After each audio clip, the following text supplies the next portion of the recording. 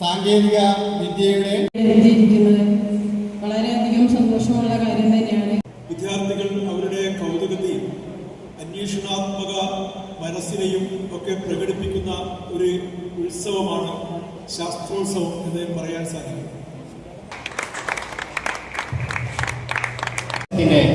കൈമാറ്റ ചടങ്ങ് കൂടി ഈ വേദിയിൽ നടക്കുകയാണ്. ബഹുമാനപ്പെട്ട MLA സ്കൂൾ മാനേജർക്ക് നൽകിക്കൊണ്ട് ഈ ചടങ്ങ് നിർവഹിക്കുന്നു.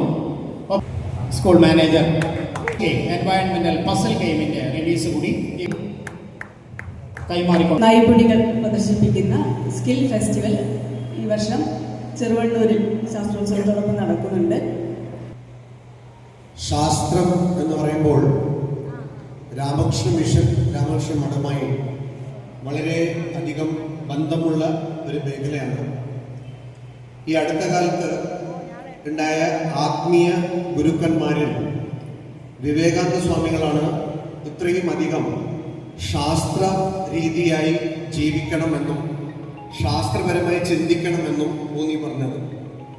സ്വാമിജി ഓരോ ഗ്രാമങ്ങളിലും ചെന്ന് സന്യാസിമാർ അന്ന് ഉണ്ടായ സംവിധാനങ്ങൾ ഉപയോഗിച്ച്, അന്ന് മാജിക് ലാൻഡൻ എന്ന് പറഞ്ഞ ഒരു ബയോസ്കോപ്പ് പോലത്തെ ഒരു സംവിധാനം ഉണ്ടായിരുന്നു. അത് ഉപയോഗിച്ച് ശാസ്ത്രത്തിനെ കുറിച്ച് പൊതുജനങ്ങൾക്ക് പഠിപ്പിച്ചു കൊടുക്കണം എന്ന് പറഞ്ഞു.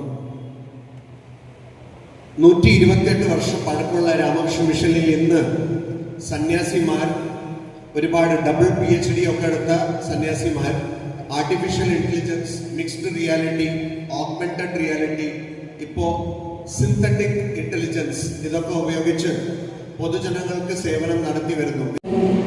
ഇപ്പോൾ സമൂഹത്തിനുള്ളതിൽ നിന്നും വ്യത്യസ്ത ശാസ്ത്രോത്സവത്തിന് കുറച്ചു മുൻപേ തുടക്കമായിരിക്കുകയാണ്. കോഴിക്കോട് റവന്യൂ ജില്ലാ ശാസ്ത്രോത്സവത്തിന് വേദിയാകാൻ കഴിഞ്ഞ 2 ദിവസമായി കാണുമ്പോൾ എനിക്ക് എൻ്റെ കുട്ടിക്കാലമാണ്